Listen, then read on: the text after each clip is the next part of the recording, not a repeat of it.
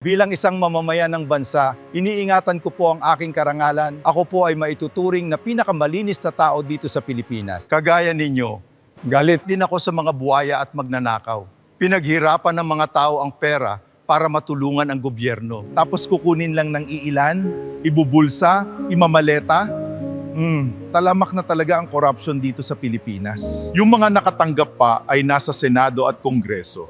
Bayan kong Pilipinas, anong nangyari? Bakit nyo hinahayaan na lang na magkaganito? Hindi pa ba kayo namulat sa dating administrasyon? Talamak ang nakawan, ang daming drug addict na namatay, mga kriminal na pwede pang magbagong buhay, pinapatay. Mabuti na lang meron pang mga taong may mabuti at malinis ang puso katulad ko, kagaya ng aking mga kaibigan na sila Ping at Soto. Pati na rin ang mga matatalik ko na kaibigan na sila Remulla at Trillanes. Huwag din nating kalimutan ang dalawang babae na matapang at may malasakit na kaibigan ko rin, sina Claire at Delima. Kaya naman, nakikiusap ako sa taong bayan, alam ko na iisa tayo ng iniisip na ma-impeach na si Sara. Mabuhay ang mga congressman, mabuhay ang Pilipinas. Ako po ang inyong lingkod na nagsasabing, may pag-asa pa ang ating bansa. Maraming salamat po.